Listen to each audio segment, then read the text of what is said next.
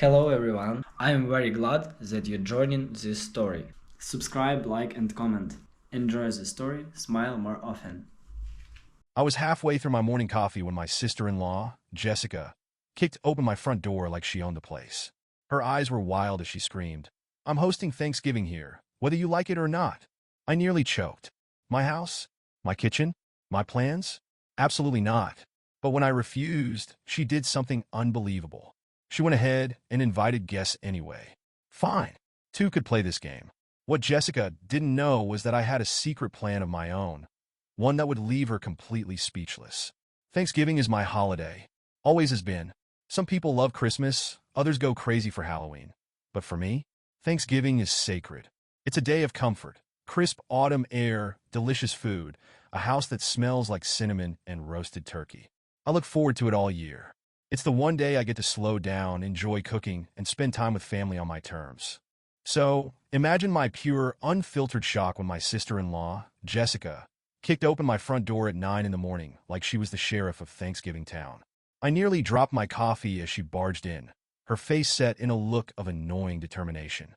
"I'm hosting Thanksgiving here," she announced, tossing her bag onto my kitchen counter like she had just moved in. I blinked. I actually laughed. I mean, what else do you do when someone just declares they're taking over your house? Yeah, no, that's not happening, I said, still holding my coffee like I needed it to survive whatever this was. Jessica didn't laugh. She didn't even blink. Instead, she crossed her arms and smirked. Smirked, like she knew something I didn't. "Oh, but it is," she said smoothly. "I already invited everyone." I felt a slow, cold rage creep up my spine. "What do you mean you invited everyone?" "I sent out invitations last night," she said, flipping her hair over her shoulder. "Everyone's expecting dinner here. It's too late to change it now." "Oh, hell, no." I set my coffee down carefully. "Jessica, this is my house. You can't just decide to host Thanksgiving here without asking me." She let out an exaggerated sigh, like I was a child throwing a tantrum over nothing. "Come on, Emily. Your kitchen is perfect for this. My apartment is tiny. And let's be real, you always go all out for Thanksgiving. So what does it matter if I take credit this year?" There it was, the real reason. She wanted to play hostess, but she didn't want the work, the planning, or the cleanup. Just the attention. I folded my arms. "It matters because you didn't ask. And I'm telling you no." Jessica's expression flickered for a second, just a tiny crack in her confidence. But she recovered fast. "It's one dinner, Emily. Stop being difficult." I laughed again, but this time there was no humor in it. "You really think you could just waltz in here and take over my holiday?" She didn't even hesitate. "Yes. You stay here." I could feel my blood pressure spiking. This wasn't just about Thanksgiving. It was about control. Jessica had always been like this. Pushy, entitled. The kind of person who bulldozes over boundaries and then acts shocked when people push back. And now, she was trying to pull the biggest stunt yet, stealing my favorite holiday right out from under me. I wasn't having it. I took a slow breath, forcing myself to stay calm. "Well, you're going to be really disappointed because this isn't happening." Jessica rolled her eyes. "God, Emily, why are you being so dramatic? It's not a big deal." I tilted my head. "Not a big deal? Then why didn't you just host at your apartment?" She hesitated, just for a second, and there it was, the confirmation I needed. She knew her apartment was too small, too messy, too inconvenient. But instead of asking nicely, she decided to hijack mine. I grabbed her purse from the counter and shoved it into her hands. "You need to leave, Jess. I have my own Thanksgiving to plan." She gasped like I had slapped her. "Are you serious?" "Dead serious." She huffed, stomping her foot like a spoiled kid. "I already told everyone. You can't just cancel." I grinned. "Watch me." Jessica gawked at me, completely speechless for the first time in her life. But then she snapped. Her voice went shrill. "You're being so selfish, Emily. I'm trying to do something nice for the family, and you're making this all about you." I actually laughed. "Jessica, you planned a fake Thanksgiving at my house without telling me. How, exactly, is that nice?" She threw her hands up. "Fine, if you want help, I'll do it myself." And before I could stop her, she whipped out her phone and started calling people. I lunged for the phone, but she danced out of reach, grinning like a maniac. "Oh, hey, Aunt Linda. So glad you're coming for Thanksgiving." "Yeah, Emily's being a little difficult, but don't worry, we'll work it out." "Jessica." She ignored me, turning her back and continuing her little show. I wanted to grab that phone and throw it out the window. Instead, I took a deep breath and made a snap decision. If Jessica wanted to play games, fine. Two could play. I let her finish her stupid call. Let her walk out the door thinking she had won. Because what she didn't know was that I had zero intention of being here for Thanksgiving. Oh, she was in for a surprise. I stood there, arms crossed, heartbeat pounding in my ears. Jessica, standing in my kitchen, was looking at me like I was the one being unreasonable. Like I was some selfish villain for not letting her take over my house. I took a slow breath. Jessica, you don't live here. This is my house. You can't just decide to host Thanksgiving here. She rolled her eyes, arms folded like some petulant teenager. Oh my God, Emily, you're being so dramatic. It's just one dinner. One dinner that I never agreed to. I snapped back, refusing to budge. Jessica huffed. Flipping her hair over her shoulder like this was just some minor inconvenience instead of a massive violation of boundaries. Well, it's already done, she said so casually it made my blood boil. I sent out invitations last night. People are expecting dinner here. It's too late to change it. She said it with zero remorse. No hesitation. No concern about how I felt. Just pure, entitled confidence. I clenched my jaw, so tight I thought I might break a tooth. I had spent years dealing with Jessica's nonsense. She was the type of person who bulldozed through life, making messes and expecting everyone else to clean them up. I had seen her pull this stunt before, taking over plans, dictating events, deciding things without asking anyone. But this was next level. I took a step forward, lowering my voice to keep from screaming.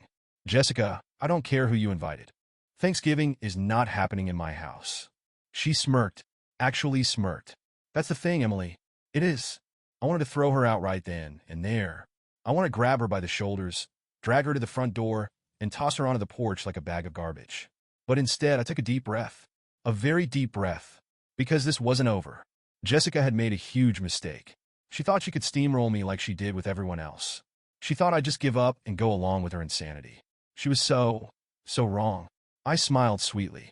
Too sweetly. All right, Jessica, I said, my voice calm, almost amused. Let's see how that works out for you. Jessica blinked, clearly not expecting that response. Wait, what does that mean? I shrugged. It means go ahead, host your little dinner. But you're doing it without me. She frowned, trying to figure out my angle. What are you talking about? I mean, I said, still smiling. If you want to host Thanksgiving, then it's all on you. The food, the prep, the decorations. Everything. Jessica hesitated. Well, yeah, obviously. I plan on helping. Oh no. I corrected. Not helping. Doing. All of it. I'm not lifting a finger. Her face twitched. Just a little. She covered it up fast, but I saw it. The tiniest flicker of uncertainty. Jessica loved taking credit for things, but she wasn't one for actual effort. Planning, cooking, and hosting a full Thanksgiving dinner? That was way beyond her capabilities. She wanted to play hostess without the hassle. She recovered quickly, straightening her shoulders. Fine, she said, still smug. I can handle it. I gave her an exaggerated thumbs up. Great. Have fun. I could tell she wasn't sure if I was bluffing. But I wasn't. Not even a little. She glanced around the kitchen, as if really seeing it for the first time. The spotless countertops. The unopened bags of groceries. The empty stovetop. Because I hadn't started anything yet. It hit her all at once. Thanksgiving wasn't some magical event that just happened. It was work. Hours and hours of work. I watched as the reality of what she'd just committed to sink in. Finally, she cleared her throat. So, do you have a grocery list? I almost laughed. She had no plan. Not a single thought beyond steal Emily's house. But I played along. Oh, I do, I said. But why would I give it to you? You're hosting. That means you figure it out. Jessica's mouth opened, then closed. She blinked, as if genuinely confused by my refusal to cave. Wait, she said, voice shaky. You're seriously not going to help? Not even a little. I confirmed, taking another sip of my coffee. This is your dinner, Jessica. You made that clear. Her confidence was starting to crack. I could see the gears turning in her head, trying to figure out how to backpedal without admitting defeat. But it's your kitchen, she tried. You know where everything is. I shrugged. Figure it out. Jessica's lips pressed into a thin line. She wasn't used to this. She was used to getting her way. Well, at least tell me what you've already bought, she tried again. I smiled. The biggest, most infuriating smile I could muster. Oh, nothing. Her face fell. What? I leaned in, enjoying this way too much. I haven't bought a thing yet. I was going to do my shopping later. But now? Not my problem. Jessica froze. Completely. She had assumed everything was ready to go, that she could just waltz in, take credit, and throw a party with zero effort. But now, she had nothing. No plan. No groceries. No idea what the hell she was doing. And I was loving every second of it. I watched her panic build as she realized she had just invited an entire family over for a dinner she wasn't remotely prepared to cook. Finally, she let out a nervous laugh. Okay, Emily. I get it. You're mad. I should have asked first. I raised an eyebrow. Yeah, you should have. So, she continued, her tone suddenly sickly sweet. Since we're both hosting, why don't we just— I cut her off. Nope, we're not both hosting. You are. Jessica flushed. Emily, come on. I can't do this all by myself. I grinned. You should have thought of that before you took over my holiday. Jessica was officially spiraling. She let out a desperate little laugh, glancing around as if someone would rescue her. But no one was coming. I grabbed my phone, texting Mark. Guess who's regretting her life choices? His response came fast. Let her suffer. I smirked, watching Jessica sweat, because she had no idea that her problems were just beginning. And I was about to make them a whole lot worse.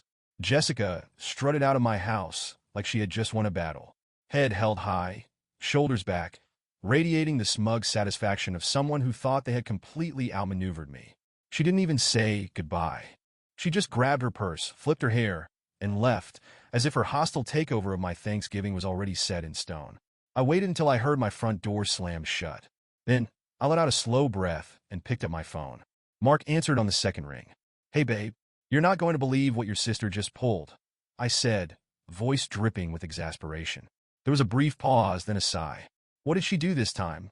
I launched into the full rundown, giving him every infuriating detail. How Jessica had barged into our home like a dictator seizing new land.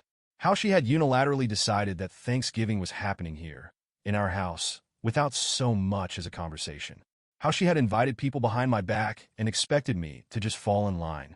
By the time I was done, Mark sounded equal parts irritated and unsurprised.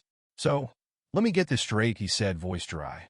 Jessica just decided we're hosting Thanksgiving, told the entire family, and assumed you'd do all the work? That about sums it up. He let out a humorless chuckle. Classic Jessica. I rolled my eyes.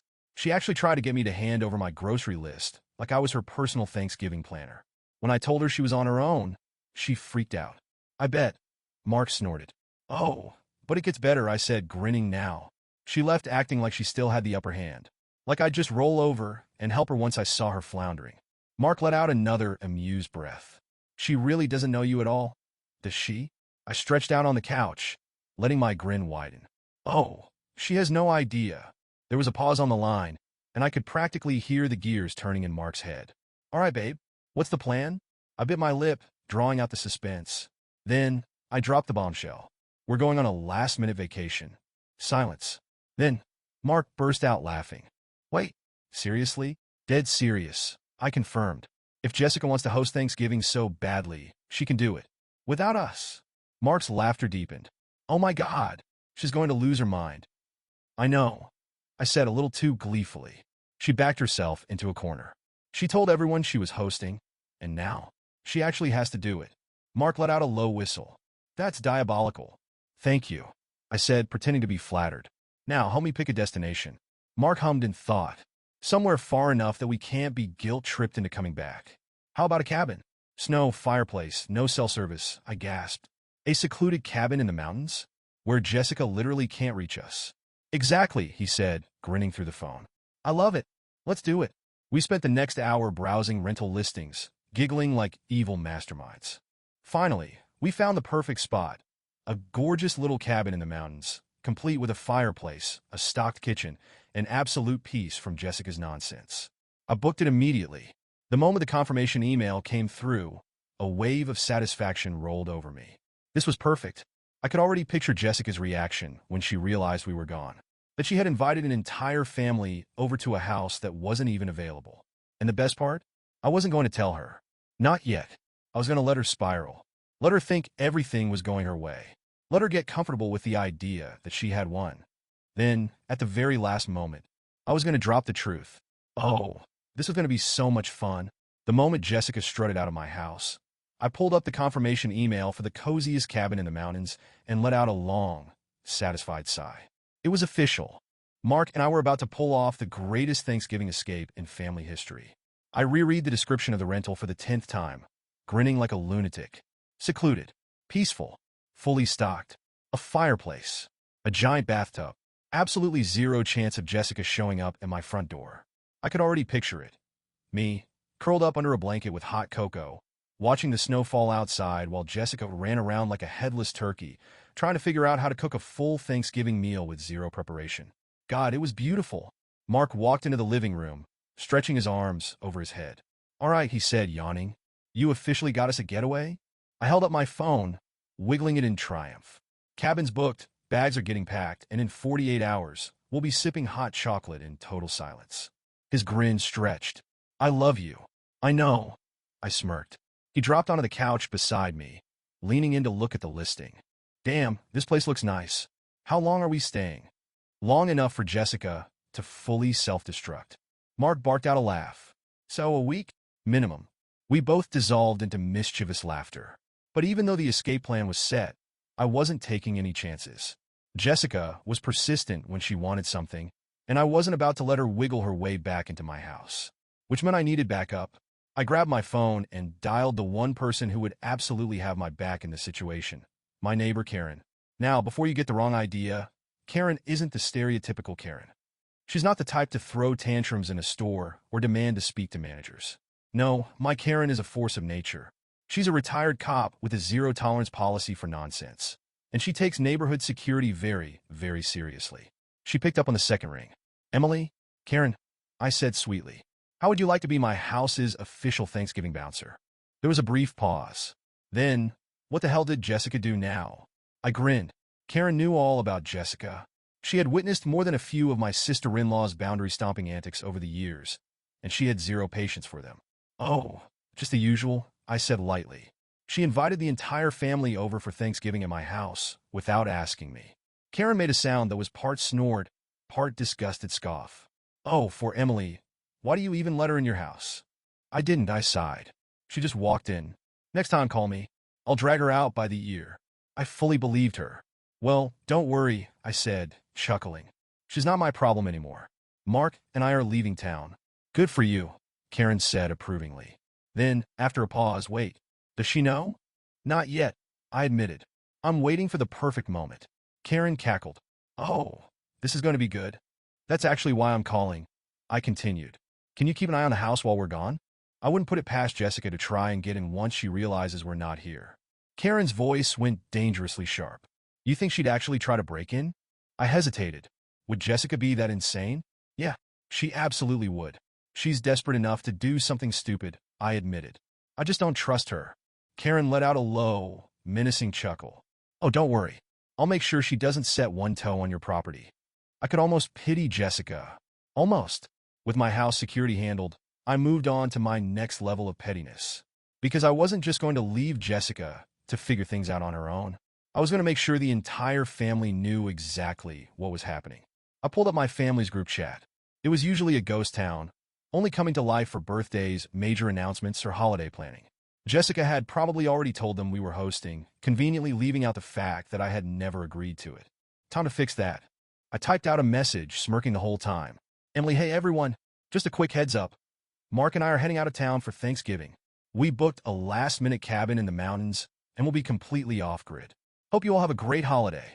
And then, for extra measure, I added, Emily, by the way, I heard Jessica is hosting this year. Have fun. I barely had time to lock my phone before it exploded. Mom, wait. What? You're leaving? Aunt Linda. Jessica said you were hosting. Cousin Daniel. Oh my God. Jessica, what do you mean you're leaving? I grinned. And now we wait. The day before Thanksgiving, I was standing in my kitchen, humming to myself as I packed the last of our things for the trip. The smell of fresh coffee filled the air, and I was in an annoyingly good mood for someone who had just caused a family-wide meltdown. The group chat was still on fire. Jessica had completely lost it. Message after message popped up, each one more desperate and unhinged than the last.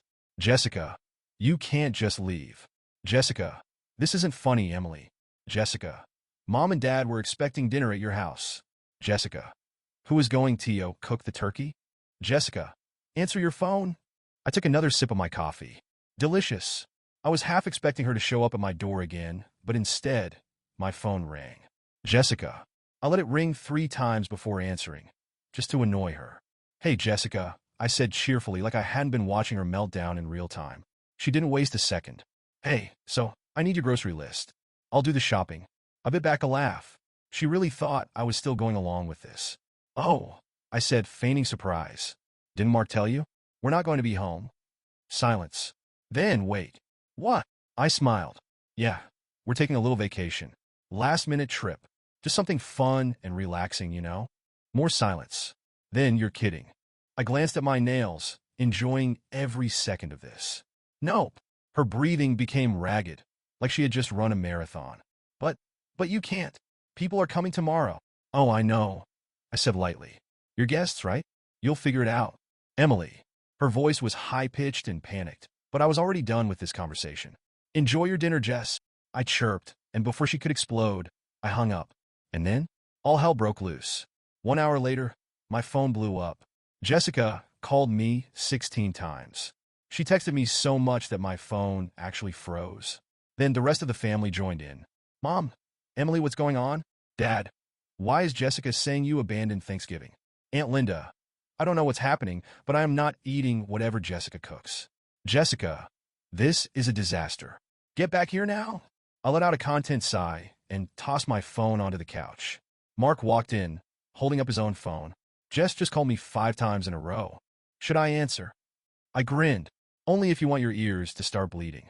He chuckled, setting his phone on silent. Let her suffer. Jessica thought she could force me into hosting Thanksgiving? She had no idea who she was dealing with. The moment I hung up on Jessica, my phone turned into a weapon of mass irritation. It buzzed, dinged, and rang nonstop.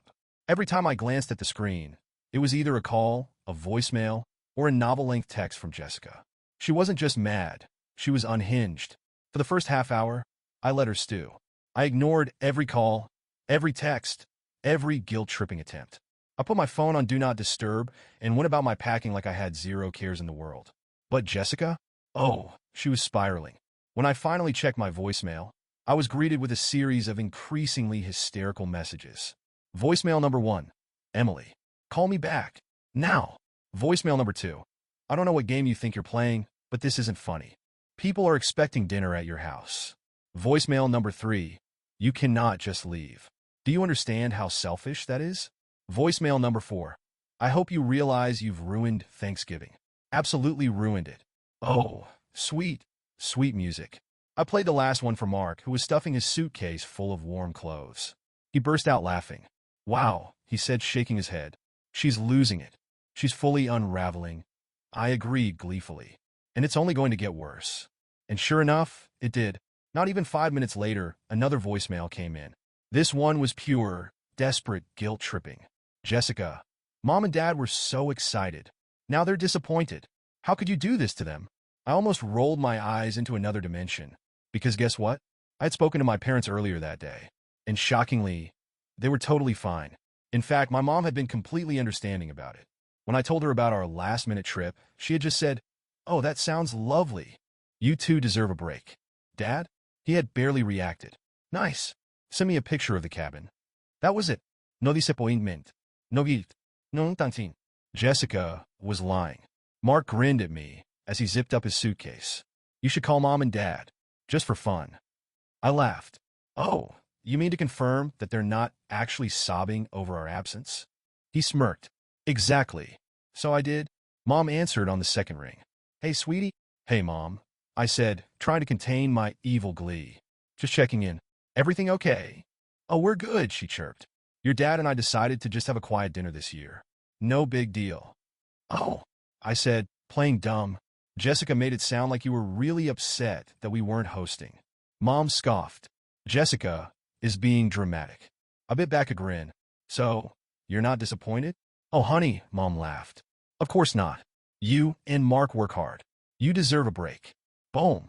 Jessica's entire guilt-tripping strategy completely obliterated. I thanked my mom, ended the call, and turned to Mark, positively beaming. Jessica is so full of it, I said. Mark chuckled. Are we even surprised? No. Jessica had officially run out of weapons. The guilt trip had failed. The screaming had failed. And now, she was about to face the consequences of her own actions. I sat back on the couch, kicked my feet up, and waited. Because this meltdown, it was just getting started. The morning of Thanksgiving arrived like a crisp autumn dream. The sky was a perfect, icy blue. The air smelled like frost and fallen leaves, and best of all, I woke up to absolute peace. No alarms. No frantic siempre. No Jessica. Mark was already up, finishing the last bit of packing. The sight of him tossing his sweater into the suitcase, looking completely unbothered, made me almost feel sorry for Jessica. Almost. She texted me again, Mark said, holding up his phone. Oh, let me guess, I said stretching. She's screaming in all caps? Bingo. He tossed his phone onto the bed, and I glanced at the screen. Jessica, I hope you know everyone is showing up to your empty house. Jessica, you are being ridiculous. Emily, fix this. Jessica, this is all your fault. I let out a satisfied sigh and flopped back against the pillows. I love this for us. Mark chuckled. I still can't believe she thought she could pull this off. She still thinks she can pull this off. And then, as if the universe wanted to prove my point, there was a sudden, ear-splitting banging on the front door. Jessica. She was pounding on it like a process server with an eviction notice. Emily, she shrieked. Open up. We need to talk. Mark and I exchanged glances. Oh my God, I whispered, thrilled. She actually showed up. Mark snorted. I kind of want to let her stand out there for an hour. I grinned.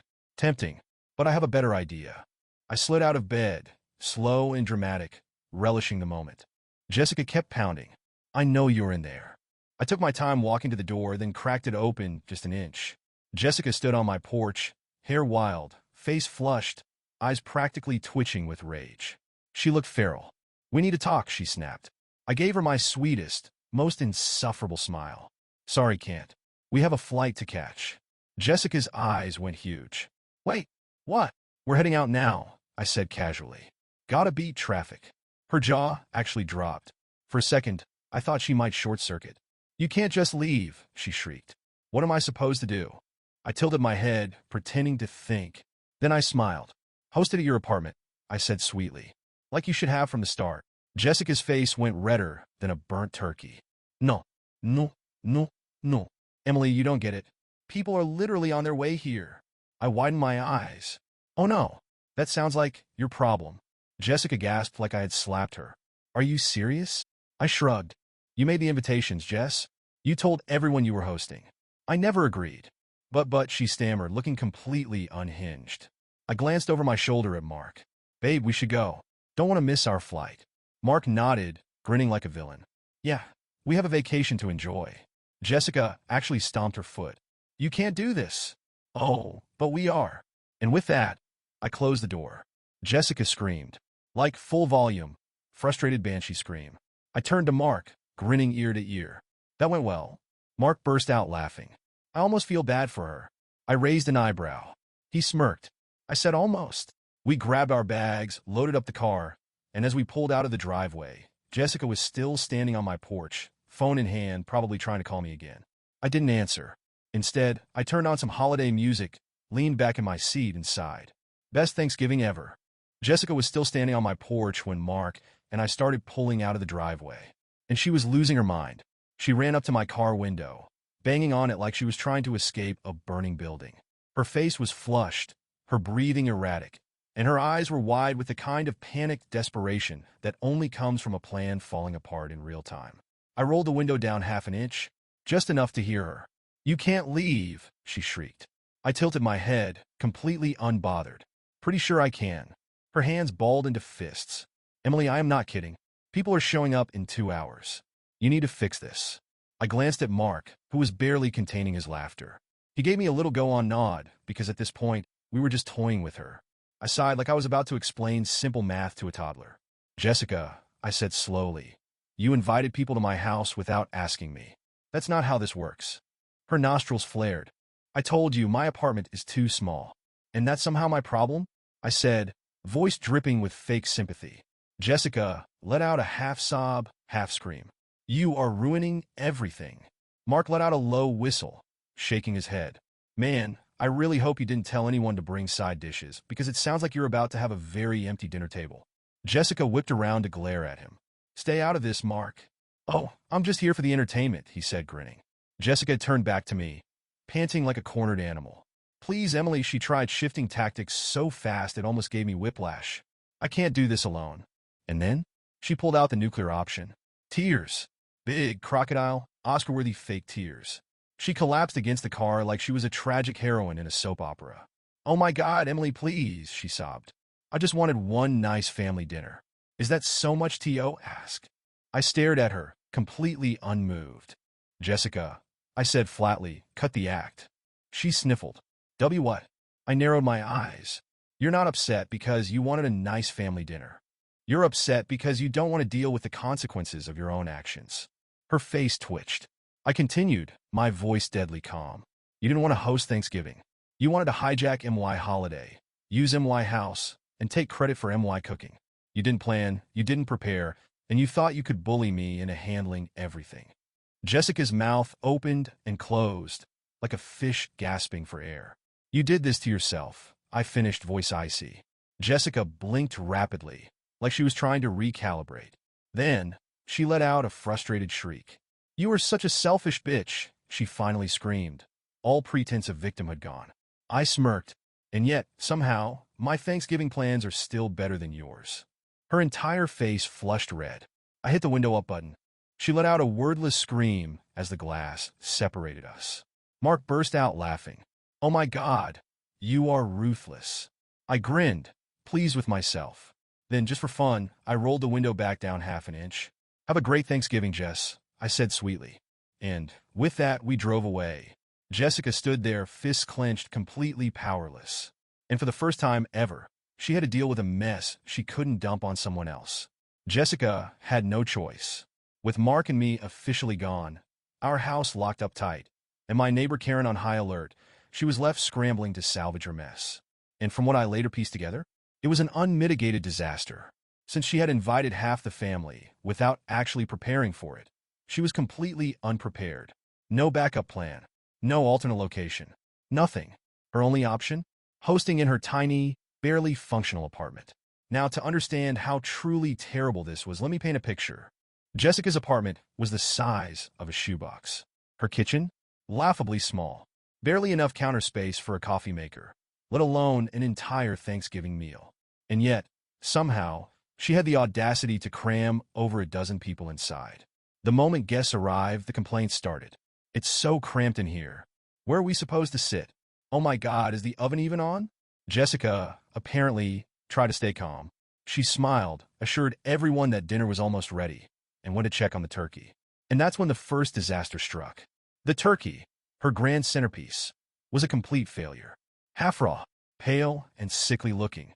She hadn't defrosted it properly, hadn't seasoned it, had no idea how long to cook it. In a panic, she cranked the heat up to 500 degrees, which, fun fact, is not how you fix a turkey. The outside, burnt to a crisp. The inside, still raw. The mashed potatoes, runny and bland. The stuffing, came out of a box. The green bean casserole, watery and sad. Dessert, non-existent. She had completely forgotten to make one. People were not happy. Mark's aunt, who has no filter whatsoever, reportedly took one bite of the turkey and spit it out. Jessica was mortified. She tried to blame me, told everyone she had been blindsided by my last-minute vacation. But that's when she made her biggest mistake. She assumed no one knew the full story. She was so confident that she could play the victim. But what she didn't know, I had already warned everyone. And the texts? Oh, they were glorious. "Aunt Linda, Jessica told us you were hosting. Why would she do that if you never agreed? Cousin Daniel, LMAO, so Jessica hijacked Thanksgiving and then screwed it up? Classic. Uncle Rob, we had to eat at McDonald's. This is officially the worst Thanksgiving ever. Mom, Jessica tried to blame you, but I set her straight. She's learning a hard lesson today. Dad, glad you and Mark are having a good time. Send pics of the cabin." Oh, and the best one? "Jessica, you set me up." I nearly died laughing. Mark, lounging in front of the fireplace, took a sip of hot cocoa and smirked. "So, are we feeling bad for her yet?" I smiled, stretching out on the couch. Not even a little. Because while Jessica was running around in a full-blown crisis, trying to salvage the worst Thanksgiving in family history, Mark and we were relaxing by the fire, sipping cocoa and watching the snow fall. And honestly, It was the best Thanksgiving ever. After the Thanksgiving catastrophe of the century, Jessica did something completely uncharacteristic of her. She vanished. For weeks, I didn't hear a single word from her. No texts, no phone calls, not even a passive-aggressive Facebook post. It was bliss. At first, I thought maybe she was just regrouping, that she was strategizing some kind of comeback, maybe plotting an entirely new level of pettiness. But no, she wasn't just mad. She was humiliated. Because everyone knew what had happened, and no one took her side. Mom and Dad? Disappointed in her. Mark's aunt?